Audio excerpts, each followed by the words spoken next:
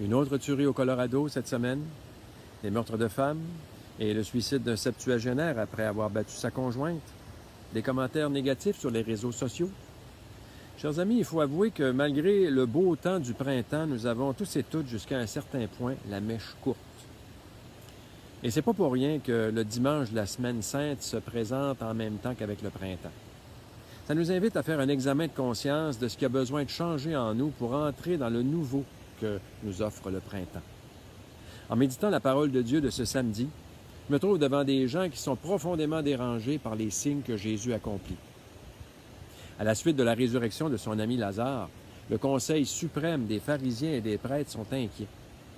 Si nous le laissons faire, tout le monde va croire en lui et les Romains viendront détruire notre lieu saint et notre nation. À partir de ce jour-là, ils décidèrent de le tuer.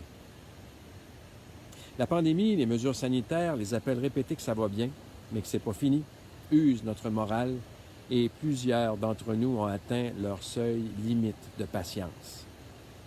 À la veille de la grande semaine, je vous invite à prendre du temps pour prendre l'air puis vous demander un peu de quoi est-ce que j'ai le plus besoin pour retrouver le calme dans ma vie.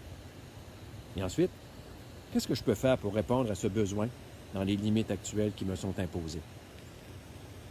Seigneur, regarde avec bonté ceux et celles qui t'appartiennent.